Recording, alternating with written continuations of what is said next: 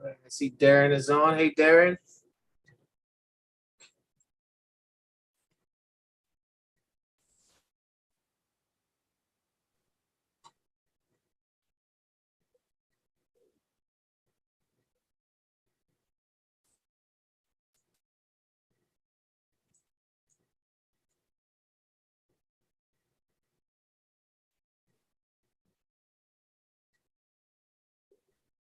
Some folks are dialing in. All right, guys, it's 7:02. What y'all think? Wait a couple more minutes or go ahead and hit it? You got the big microphone. I do, don't I? Arlene is here, so we can start whenever you're ready. Okay. Hey, Arlene. Nice. All right, let's do it. Let's do it. All right, folks, welcome back to another round of Tech Versus. I have some special, very special guests for you guys today. For all the folks that are listening in, we've got Lanier Ford and we have Mr. Mcguire. This Tech Versus is going to be contractor versus IT, federal IT. All right. This is something this is the unspoken, what do you call it? This unspoken size that, that happens in the day-to-day in the federal arena. For those that are not aware, contractors are the folks that support the federal government. And in the IT department, you have folks that are full-time federal employees, and then you have your IT contractors supporting, but they all work together to support the agency's mission goals. And so I've got Lanier here. She's going to represent on the contractor side. And we have Mr. Mcguire here, and he's going to represent for the federal IT folks. All right. So I just want to take a quick few minutes, if we could, Lanier, if you could just quickly introduce yourself, and then we're going to go to you, Mr. Mack, for you to introduce yourself as well. Absolutely. Thank you. And thanks for the invite. Thanks for the invite. I wanted the opportunity to really get a TKO under my belt real quick. So I'm coming out the gate swinging. Isn't that what they do on Versus? That's what they do. That's what they do. Okay. So Lanier Ford, I am a proud Air Force veteran. Today I am battling an Army veteran. So this should be interesting. But I did 10 years in the Air Force. My background is IT and cybersecurity. I always say I was in cybersecurity before it was sexy. So I've supported the military. I have supported the government in the past. And I am now, I've been a government contractor working on contracts. And now I am a co-founder and co-owner of Arlo Solutions. And my business partner is on here too. She's the R, I'm the low. That's Arlene Wube. And so we started Arlo in 2014. And so now we are a government contracting company and we employ government contractors.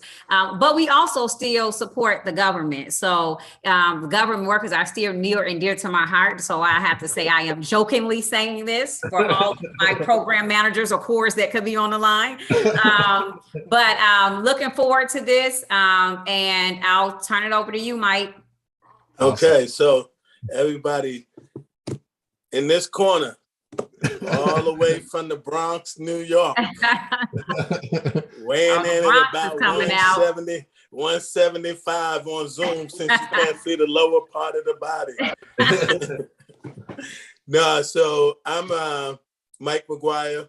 Been in the IT arena for a little over 30 years, had a fabulous government career.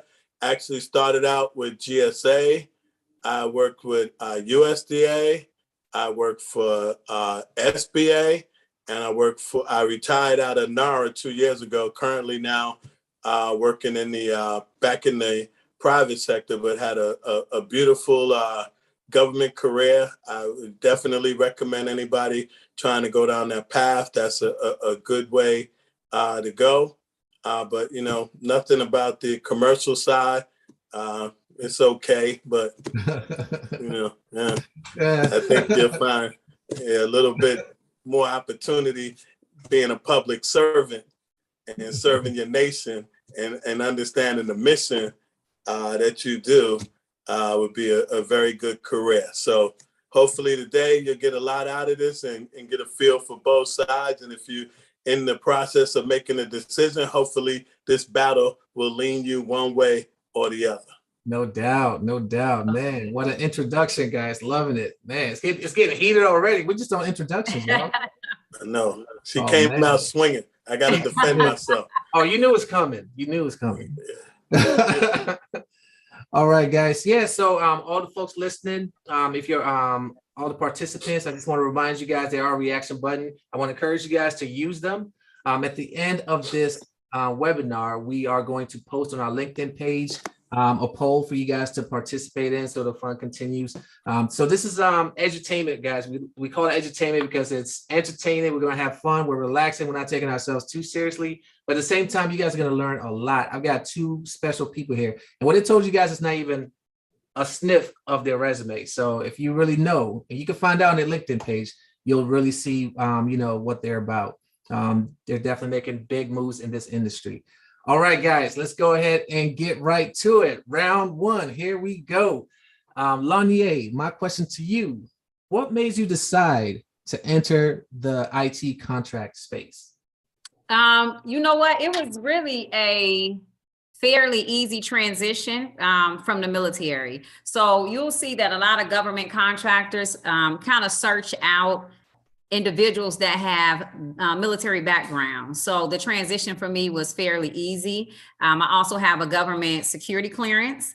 So that made the transition easy for me as well. But honestly, when I got out of the military, I went back to Chicago, where I'm from, and started thinking I wanted to get away from the government and get away from IT. And so I tried to work in private sector. And there's a huge difference, whether you're on government side or government contractor, you still are like a public servant. It's a lot different than working for industries where it's really focused on sales. And so when I went outside of the government sector and I was focused on sales, I didn't like it. Like kind of Mike said, you get to support the mission. I was so accustomed to supporting the mission. So the thing that I liked about government contracting is I can support the mission. And I didn't have to live in like a hut like Mike had to do when he started as a GS7 because we got paid a lot more doing government contracting. So that was also very appealing. The financial appeal. And also, like I said, the ability to continue to support the mission. So I do want to say for people that's listening, the most important thing, I think Mike said it and Paul said it, is that we're giving you two different sides of the coin, right? And they're both, again, really pretty much are doing kind of public servant type of work. So I would, especially our folks that's coming out of the military, I would really advise you to look into government contracting. There are programs for internships like Skill Bridge that can give you experience, because working in the military definitely is a lot different than being in the government contracting world. But definitely it would be very appealing for those that want to support a mission, that wants to focus on public serving, that wants to feel like they're part of a larger community and still getting paid while you're doing that. So that's all is what was appealing to me. Okay, awesome. Great answer. All right. Mr. Mack, we're going to go over to you. What made you decide to enter the federal IT space? I'm going to address that GS7 thing, but I'm going to put that on the side for right now. So, we know you're the big dog now. I'm just talking about entry level. I think it was a valid point, and that might be a deterrent for people. So I'm going to park that for the side. I'm going to come back to that. So let me get to how I got in and what made me decide to go in. So just like she said, I was, basically coming out of the military. And when I came out of the military, I was doing, IT in the military, but not like the stuff that was going on the civilian side of the house, or the military is a little different. So really trying to transition those skills from military into government or anything, that was a little challenge. And then once I got kind of past that, I started as a contractor for the government. And I was working side by side with the government workers. And, as I continued to do that, I had 10 years vested in the military. And I knew, okay, at some point, I need to get back into the government to reclaim those 10 years. You could go back in and you're vested for 10 years. Then I said, hey, if I could go back, get back in, get those 10 years back, those can be used towards retirement, then the only thing I'm really is just waiting on age to retire. And that's, basically what happened. Once I got back in, I was able to basically, I knew I would have the years. I would just be waiting for the age. I said, as soon as I hit that age 56, I'm back out the door. But to talk about the grade level when you come in, and that is totally negotiable. And it's usually based on your salary that you're making as a contractor. So if you're making, X amount of money, and that's equivalent to a GS7, then, you kind of line up to a GS7. But what a lot of people don't know is that when you come in, you could kind of barter. You could kind of say, hey, look, here's what I'm making, and here's what is equivalent in the government. And this is what I want to come in as. And they also have what they call career ladders. So even if you come in low, the next year, let's just say hypothetically, you come in as a GS7. The next year, you could go to an 8 and a 9, as long as your performance is fine. So don't let the pay scales fool you. There's some latitude that you can have, or that the government will give you, as far as matching your salary or what you was making on the civilian side. Okay. And they'll also accelerate your leave as well. So they can say, hey, I'll give you X amount of money and also accelerate your leave. So you're getting X amount of leave at the same time. Okay. So there are different options. When you first go on the websites and you go to apply, you don't really know those options. They don't really flat out tell you those options. But if you ask and inquire, those things can be done. And a lot of people don't know them. And in the beginning, I didn't know. Somebody had to tell me. Somebody had to tell me. That was like, look, you could ask for this, you could ask for that. I was like, no, I didn't realize that. And when I went back to the person that was trying to work with me, I said, well, can I do this and that? And they was like, oh, I see you've been talking to somebody. So, you gotta educate yourself before you make these decisions. So that's what kind of brought me into the government space.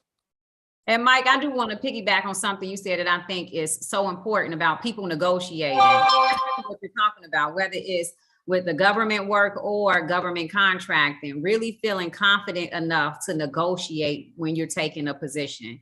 And many people don't really understand the importance of negotiating. You can do it across, government contracting, even if it's not matching. If you know what you bring to the table or to their organization, negotiate. And it doesn't always have to be financial. Like Mike said, it can be something about your leave and your PTO, right? But use that a time to negotiate and get what you want up front.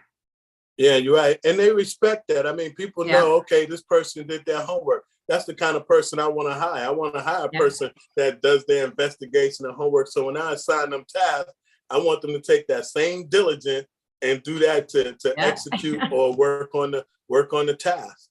No doubt.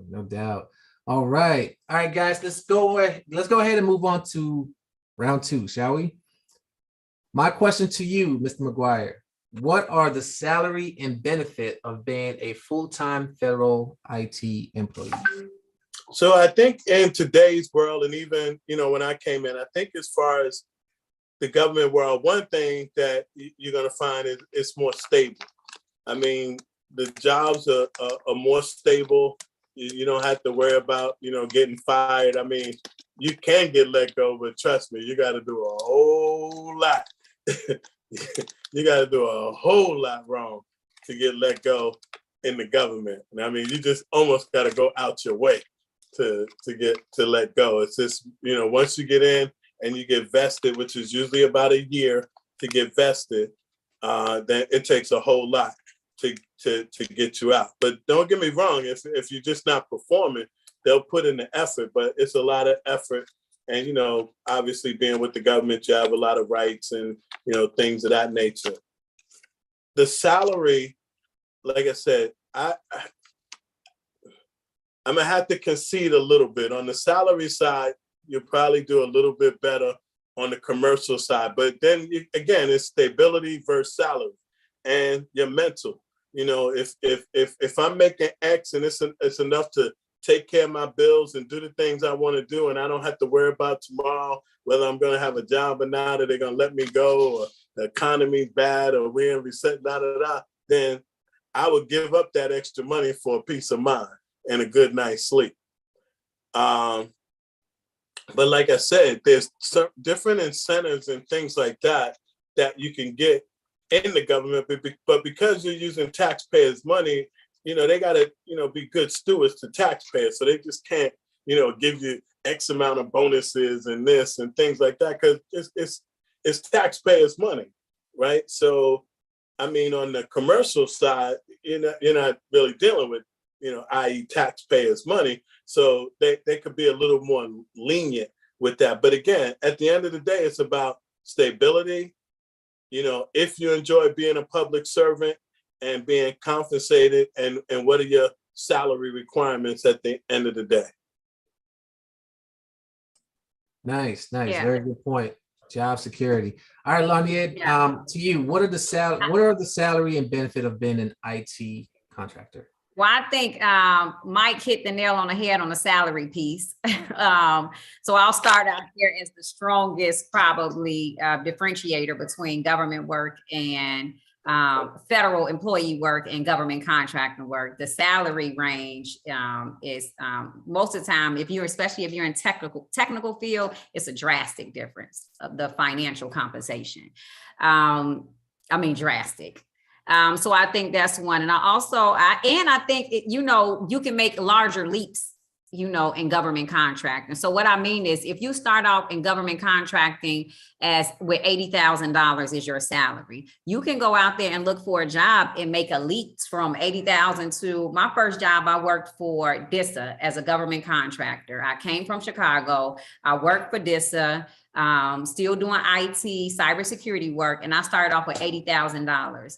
Within less than 6 months, I was making $130,000 as a government contractor, because I switched contracting companies. I went and supported the Army PEO office. And so your leap, especially if you're like in the beginning stages of your career, you can make some large leaps. Once you get to a certain level in government contracting or in any position, the leaps aren't as large, but you can move up faster, and there's not a lot of guardrails around it. Where from a government perspective, you're going to have to do your steps, or you may have some areas where you can skip steps, but you're going to go from an 8 to a 9 to a 10. And there's a lot of rules, requirements, and bureaucracy around that. And so that's one major difference from a salary perspective. I also think, and the government federal government has a lot of these benefits as well, but 401k and 401k matches. But one thing that the government can't do, that Mike kind of mentioned, is a lot of bonuses. For our company, we do a lot of spot bonuses. The government says you did a good job, we can pass out a bonus fairly easy. And there's a lot of benefits that's like it, but I would consider intangibles. And so what I mean now is the government isn't keeping to pace with what I would consider the new culture. Culturally, the workforce has really changed. And so the government sometimes isn't offering a lot of flexibility when it comes from teleworking and working from home.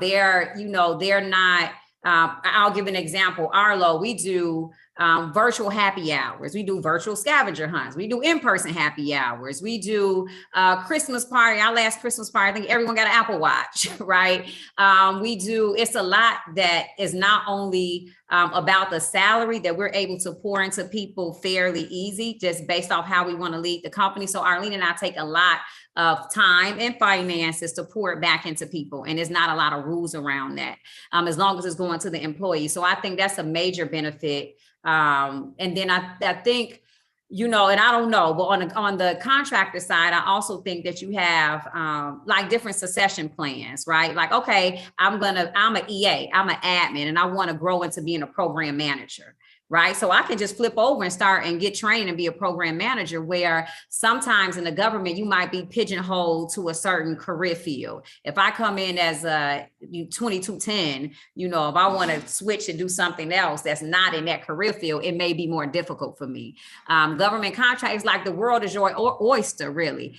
But, you have to think about this. The government is hiring expertise.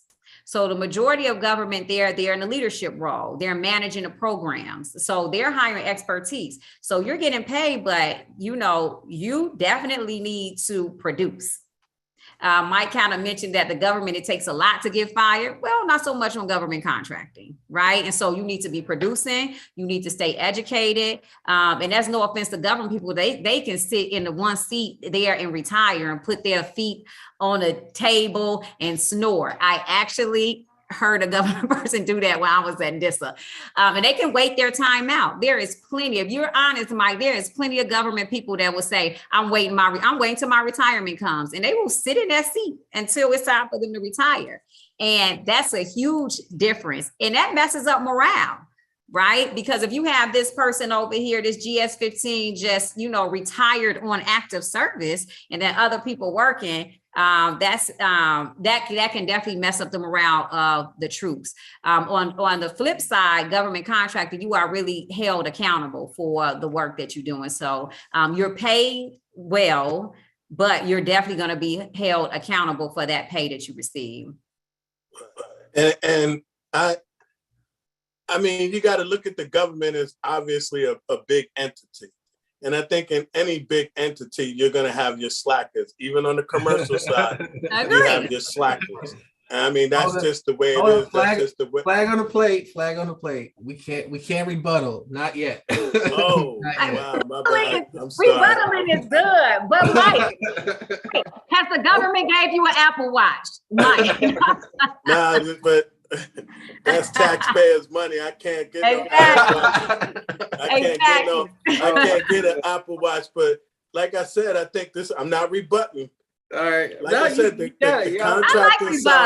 contracting side could look, you can make a lot of money, but you got to remember, contracts aren't forever. Most contract life is 1 year plus 4 years. And after that, if that contract doesn't get renewed and you don't have nowhere to put them people, them high making money people, you got to let them go. Or they got to find other positions. So you're constantly hopping from one place. You don't have that stability. And that could become stressful. You can keep my Apple Watch and I don't have to deal with the stress. I can buy my own Apple Watch. Oh. And those perks, they sound good and all of that. But the stress, like you said, when you're on the civilian side, you have to produce because the contract is paying X amount of money for your salary. And those contracts, like I said, they end. They don't last forever. They're a base year plus some option years. And if they don't get renewed and that company's not big enough to place that person somewhere else, where are they going to go? They're going to try to get a government job. Yeah. And you're right. I definitely think that if they want to take a pay cut and chill, they definitely may try to get a government job. But to be a government pay cut. We got to cut the commercial. Cut the commercial. Yeah, but I think, but 100%. So let me say that is like 100% the reality of the situation. I'm joking and sparring, but we want to make sure you all have the right information, and 100% there is the major difference is that long-term stability.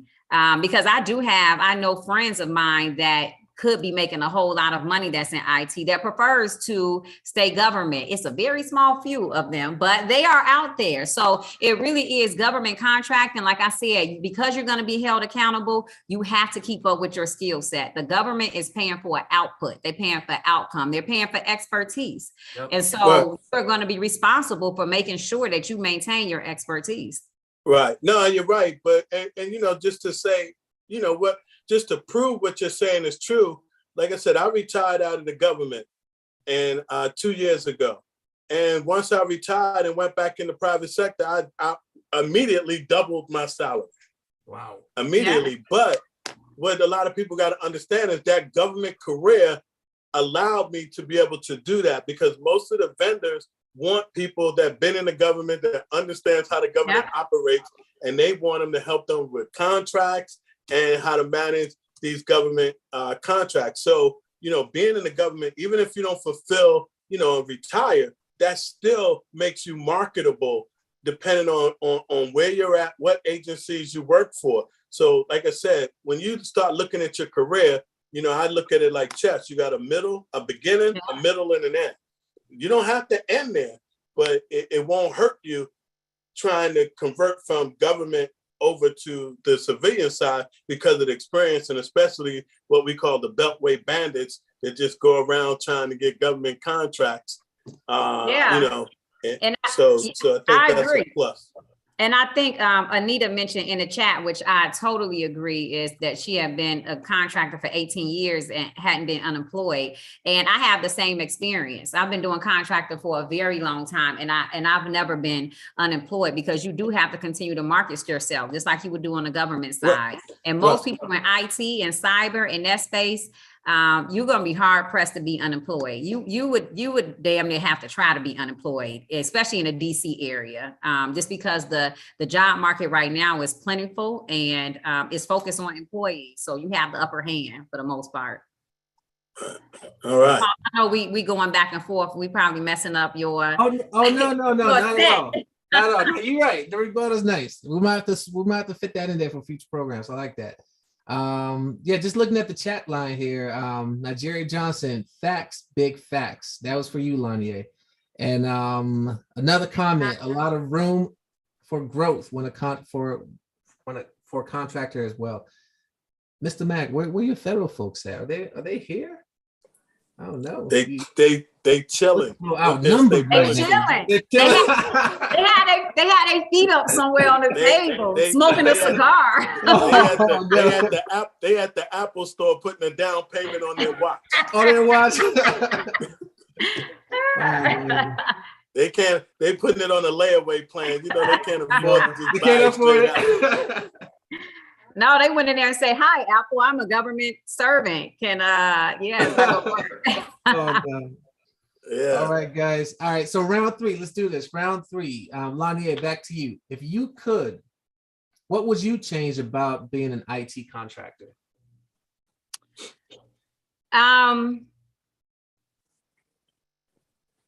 I think and I don't know if it's something that I would change. I think I would highlight maybe kind of some of the cons for the people that's going into it, but we hit a lot of it. And that is just that contracts can end. A lot of contracts are long-term for the government. They're the biggest purchaser in the United States, so they're always purchasing goods and services. But even if you have a lot of what the government has is usually a base year and a certain amount of option years. But to be honest, nothing is guaranteed. Your contract can end even in a base year, right? But it definitely can end in the option year. So I think that kind of what we mentioned as an area of focus for someone who wants to go into government contract is making sure that you not only maintain your skills, but you really have to know a little bit about how government contracting business works, because you have to control your career. You have to understand, my contract that I'm serving, this base year is about to be up. Let me reach out to my program manager. So it's almost like you're almost like your own business. And so you have to stay aware of the current and where it's going. You have to stay vigilant if you're working on contracts, because sometimes your company, we own the company. Sometimes we don't know what the change could be in a government contractor, but the contractor sitting at site could know more than we do. So I think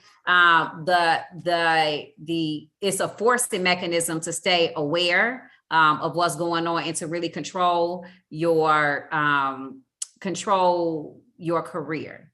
But what I would say that I would like to see change, which is really on the government side, and that's not to throw darts at the government, because again, they're our clients.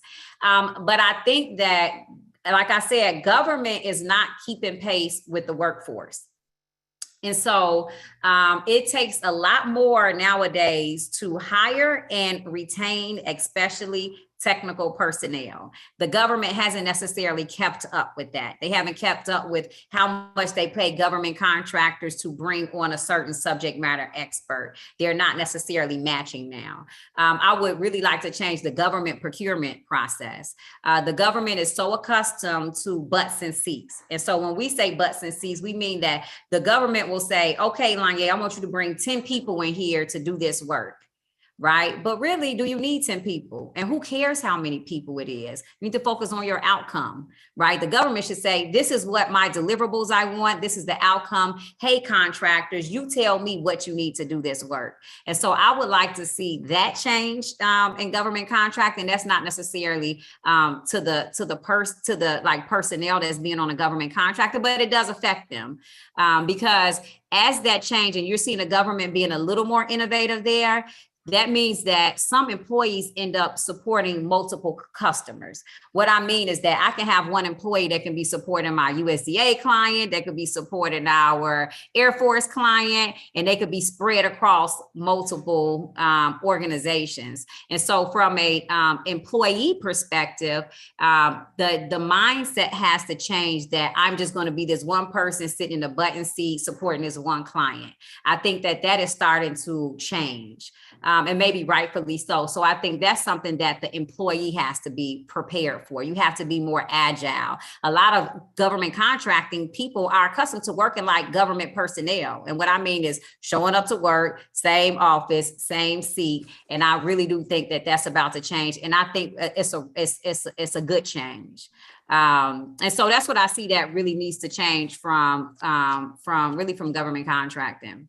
Yeah. I like the forecast for sure. And I do want to mention what you kind of say fits with cloud technology, right? You take Azure, for example. They don't just service one agency. Hey, whose side are you on? I'm sorry, my bad. No, it's a good. He's on the right side. I thought you was in the middle. I'm in the middle. I am right there. Right. I don't need to try to fight both of you. I had a comment on that one. It was just, I mean, first of all, Mike, you're from the Army, right? You got this. You got this. You used to be in double team. That's right. No problem. Big bubbles, no troubles. No, I am neutral. I am neutral. Okay, that's good. But no, I think so I think she hit a lot of good points, but again, I think you got to look at and again, if it was things I could change, it would be around training. Like she said, one of the things in the government is because of all the different compliances, and I know, Paul, if you wanted, you could speak on this. I mean, they can't just roll out new technology, things of that nature. It's a whole lot of compliance and, the checkpoints and et cetera. So when something new comes out, the government can't just adopt it. I mean, it has to go through all of these bells and whistles. And by the time they do adopt it, 3 other things came out at that point. So it's hard for them. But again, you got to realize the size of the government and the compliance. And you got to realize that the government is working on behalf of the taxpayers. So they can't just readily continue to move and modernize. It's based on how much funds they have and things of that nature. When you look at government contracts, like she said, it used to be a lot of the butts in the seats, but now they go more in what they call statements of objectives. They say, hey, vendor, hey, contractor, here's what I want done. You tell me how you're going to do it and what it's going to cost to do that. Before, in the old model, it would be a statement of work. I just lay out, here's all the work I want you to do, and here's how many people, and here's how I want you to do it. But normally when you hire an expert, they supposed to know all of that. You just saying, tell me what is this? I want this wall painted blue and I want it done in 3 days. And if that takes 5 people to make that happen, and that's what you bid. If it takes less. But like I said, those are, if I could change some of the things, because what happens is when you're in the government, you'll take these training classes, but then you can't put it into practice. So then you start saying to yourself, well, why am I taking this training if I can't practice it? By the time I get to use it, something else would have came on. I think the government is trying to close that gap with some of the different technologies and cloud technologies, but the gap still kind of exists. But again, when you look at the government and the mission and the roles of the government, it's just hard for them to keep up and keep modernizing and changing technology. I mean, that all costs, a certain amount of money. And obviously, one of the downfalls with the government is every year, every 4 years or 8 years, when you change presidents, the whole agenda change, the whole budget change. You see when the government gets shut down because they won't pay the money. So, all of that happens. All in all, we all still get paid when they shut down. But again, that stability is still there, and you get kind of a free vacation. But at the same time, the government's just not, it can't operate like a civilian company because it doesn't generate revenue like that.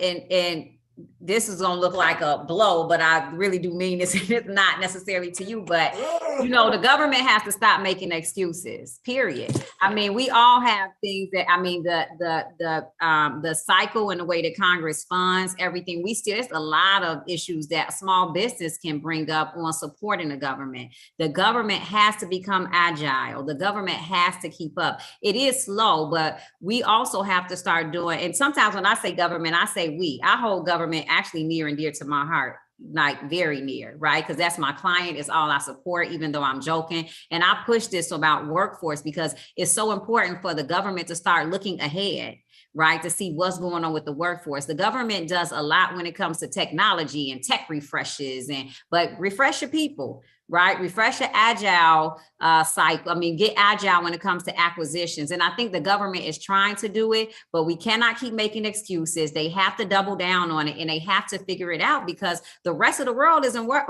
waiting. China isn't concerned that our president changed, right? And so we have to make sure that we get the right people along with the right technology and the right training, supporting government from a contractual perspective and as well from a government perspective. And I do want to add one thing I think that could change kind of internally is that sometimes contractors do not get the same level of respect as federal employees on the contract.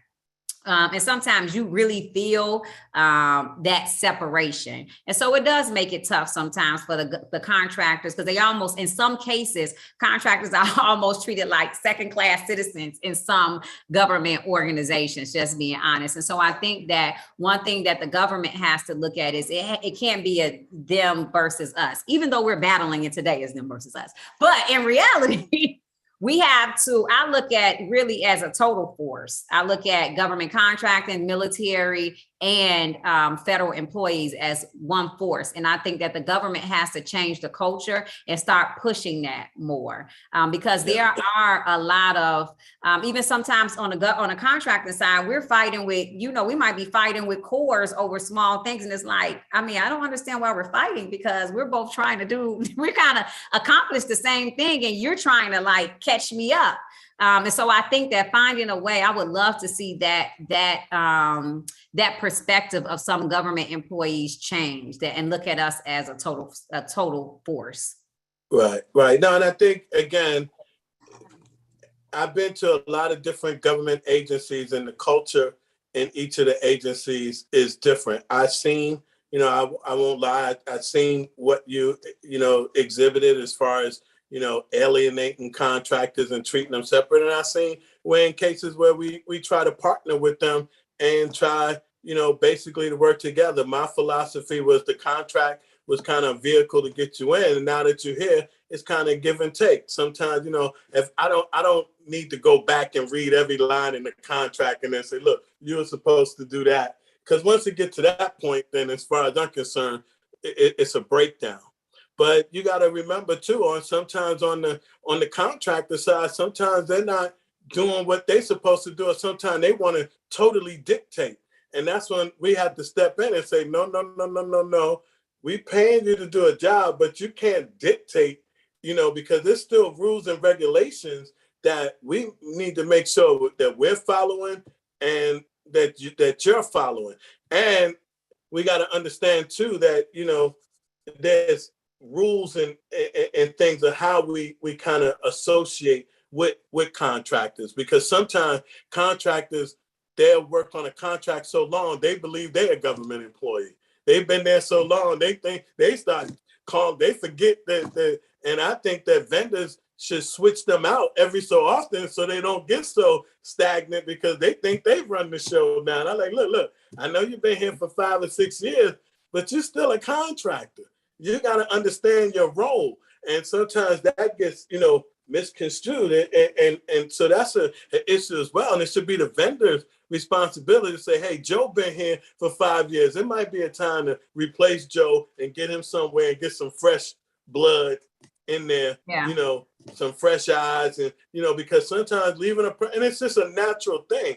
If you're there for a certain amount of time, naturally, you're going to start to feel like you're one of them or a part of them. That's just going to happen naturally. But again, like I said, those are things that, I always would say to the vendor, look, you should look at trying to rotate some people out. I know you might have maybe your core people, but you might want to look at, doing some rotation and getting fresh blood, because a lot of times those people that are stuck in there, they don't get trained. They just they've been there, and the attitude of the vendor is, as long as they're in there and the government ain't saying nothing, leave them there. So you got to look at that aspect of it as well. I am. Ooh. Okay, all right. I will rebuttal, but I'm trying to let Paul run his show, so I'm like, yeah. I think it's time for Paul. Yeah, hold on to that long. Yeah, we got one more question, y'all. Round 4. Mr. Mack, it's your turn. What does it take? And I think the people want to know, because somebody definitely posted on the chat line. What does it take to start a career as a federal IT professional? Okay, so the first step is definitely you're gonna have to go to. Before you continue, if you could also touch upon the hiring process as well. Sorry to cut you off. Yeah, no doubt. So what I'm saying is that, and I don't know where you're at in your career. I would assume that somebody is somewhere, has some kind of certs or some kind of experience within IT and trying to get into the government. And most people would know the first places you're going to start is USA Jobs, which everything that's available within the government, the grade levels, etc., is there. But for the normal person, when you go to USA Jobs, it's probably like going to Mars. I mean, it seems fairly cut and dry, but then once you start going through the process, and then you start saying, I done filled out application after application and nobody called me, and then most people will give up, because it's a process, and really somebody has to kind of walk you through that process to make you fully understand the process, because it's not just uploading a resume, answering a few questions, and then sit back and they're gonna call you. It just doesn't work that way. First, you got to understand that when you're looking at the job announcement and you read the job announcement, it'll have certain skills, and it'll want to see in your resume where you did that, show your skills, etc. Most people don't write their resumes to even qualify, even if they have the skills. Most of the time, they don't write their resumes to qualify. They're not really responding for what the job is asking. So a lot of people will say, hey, I got this cert and I did this and I did that. But you got to really look at what the government is asking for. And then you need to be able to point it out in your resume exactly where you did it, or you need to write your resume to be basically like you're responding to them, and you can show them that you have those skills, et cetera, in there.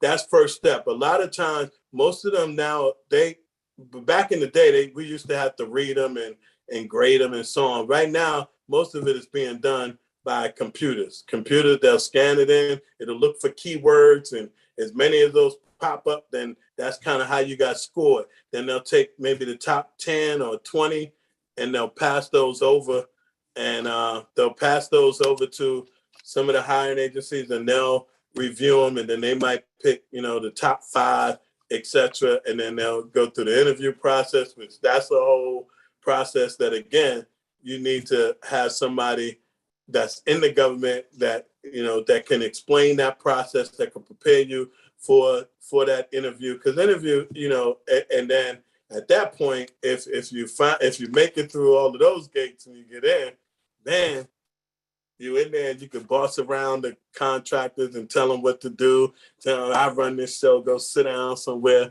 This is my party. Just do the work and be quiet and all of that. But it is a process, but don't let it intimidate you. Obviously they're hiring people. Obviously people got in. When I got in, I didn't have a clue at all, but I was diligent. I was obviously as a contractor, I was working around government people, but a lot of people won't help you. And, a lot of times you just got to do trial and error and research and find out. Eventually, once I found out, I was able to get in. I help people with their resumes now, looking at their resumes, say, nah, you ain't going to get in with this. I help them, that's one stage of it. I help them with the interview process. And, again, because you're going into a different culture. And just like she said, when, the government isn't as hardcore. So if you come in and you're like, I want to run and do all of this, sometimes they be like, no, I don't want this person here because they're going to try to show us out. So, so you got to be careful not to overdo it, but also sell yourself. But you got to show that you could fit in with the culture. It's important to show that, hey, I could fit in. Once you get in and you get your year done, you can run circles and do whatever, because that's what I did. Once I got in, then boom, I started showing it. Then that's why you see I moved to so many different agencies. It's like, hey, you want to come over here? We'll open up a position for, boom, I'm there. You want to come here? Boom, I'm there. So you can still be aggressive and move, but at some point in your IT field, you have to make a decision whether you want to stay IT or you want to move into management, because that's when you're going to start to make more money, when you start getting into the GS 13, 14, and 15. But if you want to stay technical, you're going to kind of phase out at a certain pay scale. You'll get what they call step increases, but you have to make that decision. I made a decision that I was going to move into the management side of it and continue to go up the ladder. But I think, kind of that's where it's at. So I'm not even sure if I need to rebuttal that. Listening to the hiring process, I think he just TK'd himself. I'm not even sure what I need we got to get the right people. I'm not even sure. Let me tell you something. Applying for a job should not be that difficult and should not be that intimidating. And that is an example of what I mean about the government is not keeping pace with this current workforce. Currently, people want to apply for a job on a mobile phone. This is a totally different workforce. They're asking for young millennials to come in and do cloud security and this. And then when they get there, that's their hiring. That's the interview process. And that's why if the government doesn't change that, and if they continue to look at that as acceptable, they are not going to get the right personnel to support them, because the majority of people that have options aren't going to do that. They're not going to do that if they have other options. So I think I'm not even sure if I have to rebut that part about the government's process. But what I will say, I do want to say one more thing about that, though. Think about the fact that for interviewing for a government position, you have to come in and make sure that you don't work too hard. Don't give them too much performance. Don't work too hard. Come in and chill for a year. And so that's just a problem just in general. But from a government contracting side, the beginning and end for getting a job is just apply online. You can start at arlo-solutions.com. We have a lot of open positions. Shameless plug over. But to get into IT, I think, because I think that's one of the questions in the chat. Getting into IT, different story as far as how you gain expertise. I think Mike and I both came through the military. So I'm sure how he got his expertise and experience is very similar to mine in the military. But what I do talk to a lot of young folks now trying to get into IT, or people that's in career fields that are transitioning to IT.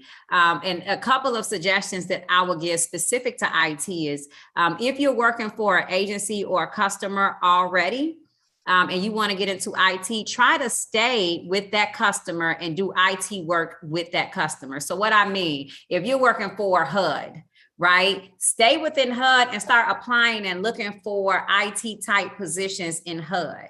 Because even though you may be entry level for IT, you will go into that agency already understanding HUD systems. You'll be able to understand their lingo. You know, every agency has different acronyms, lingo, hierarchy. So if you're trying to transition into an IT position from somewhere else, I would say stay with your current company or agency and try to transition that way. And there are other ways that you can do that, because a lot of IT is about experience.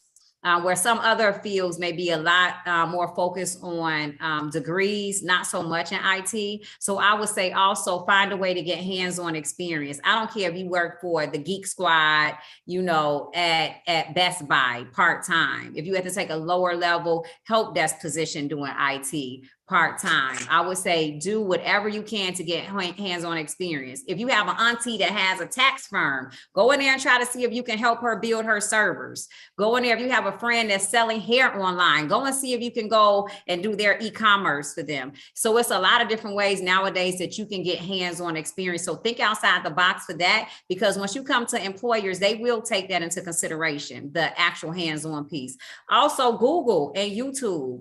If you want to get to IT, start doing YouTube, IT fundamentals. There's so much free training out there that you don't have to pay for just to learn. Arlene and I, we built our company off of Google. I said we have a PhD in Google, but take the initiative to learn where you want to be in IT.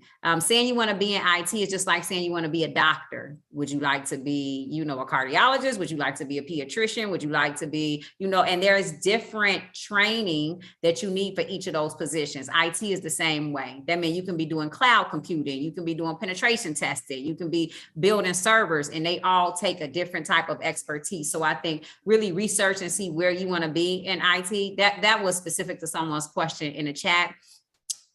But the same goes true to your question, Paul, and that is how do you get into government contracting? Same thing. And then a lot of the world right now depends on who you know. I mean, I would say who you know is probably 80%, even if you get in a government job, you know, who you know, right? If you can find a way, if you know people that already have, that is in a space, that's in a company, that can do some introductions to you. If you can get someone to say, I'm not in IT, but maybe they'll buy into you. They'll see that I'm not in IT right now, but I am assertive and I'm going to take initiative and I'll do whatever I have to do to learn. Go out there and start talking to people.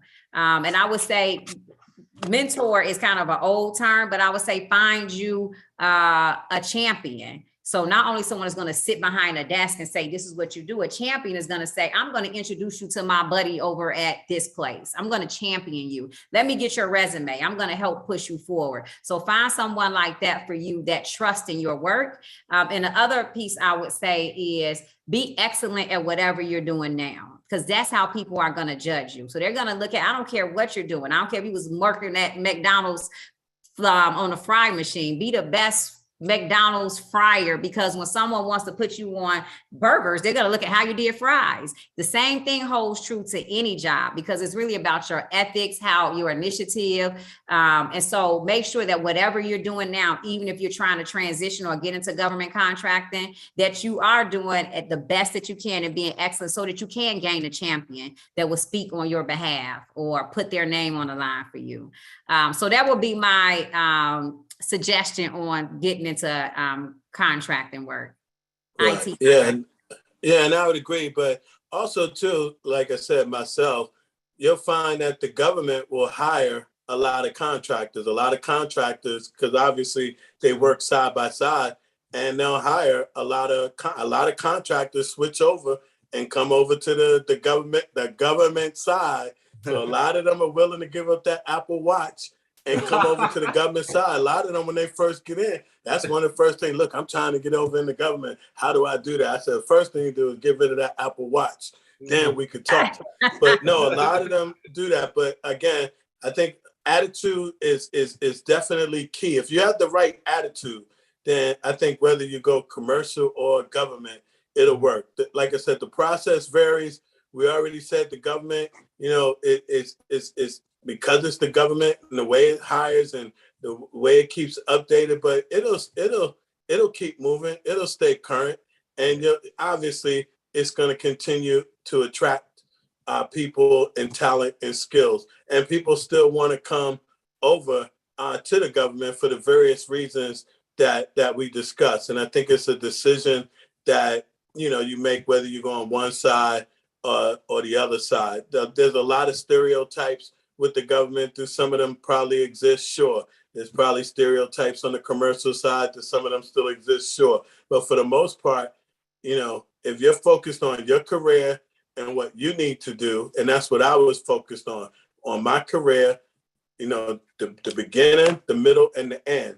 And, now that I finished it and I did exactly what I said I wanted to do, I wanted to come in, I wanted to reclaim those years. I wanted to retire at 56, and I was going back into the public sector, and I'm making double and triple, because I'm working with 2 companies now, and I do consulting. So I'm doing fine, and I'm 58 now and still got a couple more years to go. Looking just good, to let Mike. everybody know, Mr. Paul was one of my students at one point, and that's how I mean, it's a long story, but like I said, I think that with the information you got from both sides, it's definitely some career decisions that you can make, but you definitely gonna need to be diligent in whichever way you decide to go. No doubt. Oh man. All right, I'm posting your LinkedIn pages here on the chat box if anybody want to follow either of them. I know Lanye definitely post. I gotta get this Mac to post a little bit more, but I'm telling you, if you posted more, I'm sure a lot of people would definitely benefit from it because you got a wealth of knowledge. Like you said, for those that don't know, right, Mr. Mcguire is my ACE mentor, right? Going way back since when, like Lanye said, it's about who you know, right? And so I took a mailroom job just so I could deliver mail to people like him, chatted with him, stalked him practically. And then, and then finally got the opportunity that I was looking for. Man, y'all, this has been golden. Like the information that you guys just dropped in the last, 45 minutes has been amazing. I hope that everybody on this call, really paid attention. I hope you guys really listened to all the tidbits, in between the jokes. You guys are so witty. I would love to have you guys back again, just to kind of have this banter again. I think you guys have y'all should start a podcast together or something. Yeah, Mike, that was fun. That was fun. Yeah, for sure. All right, guys. So I wanted to kind of just take a few minutes. We only have about a few minutes left. I know we're going a little bit over, but I do want to spend about maybe 3 to 5 minutes, if possible, for a quick Q&A. I think there might be some folks on the chat line that might have some questions, and they just, maybe something that haven't been addressed in this webinar. So I want to just take a quick second and see if anyone wants to come off the mic and ask a question. Be brave. Come off mute. All right. Come on, all questions accepted. You don't have to be on video. Yeah, we won't force you to turn your video on.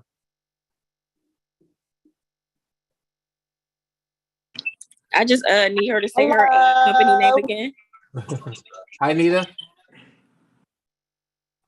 Oh, I'm sorry, that's not Nita. I see Nita, but who's talking? I'm sorry, I lost you. It's Channing. I was just trying to get her to say her company name, and she threw out her plug. Oh yeah. I will add the link on here, Arlo Solutions.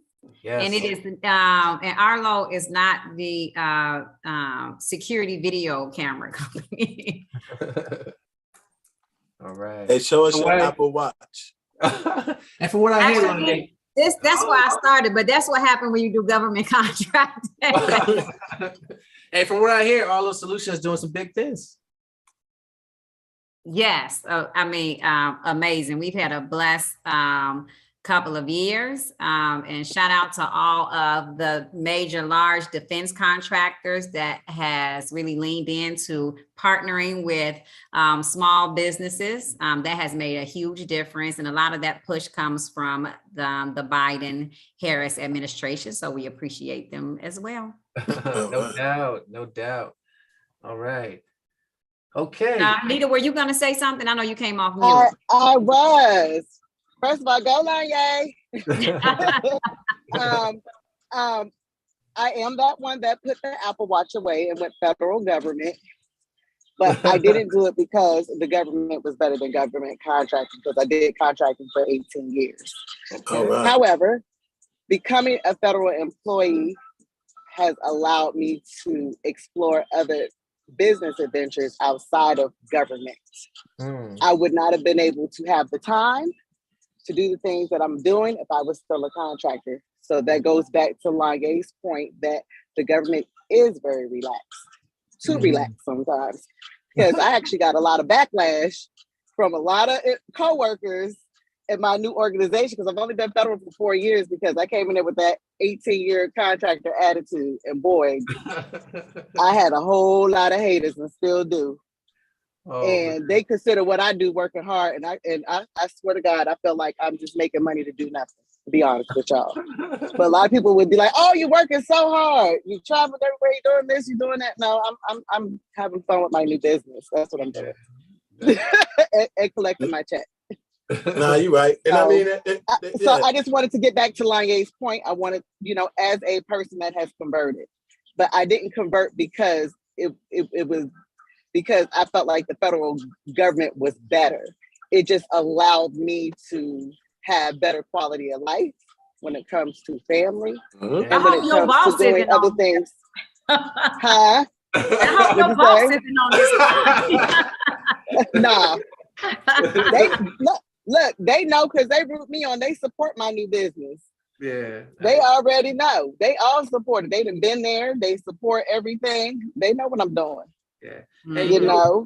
And there's nothing wrong with having a good work-life balance either, right? When you have a job that you can clock in and clock out, right? You don't have to worry about working weekends, trying to meet deadlines and things like that.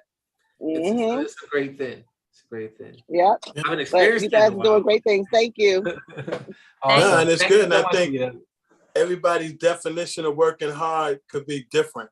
Like I said, once you build some kind of work ethic, like I said, I came from contracting, so again, I knew I had to be on top of my game or whatever. So you bring that spirit with you.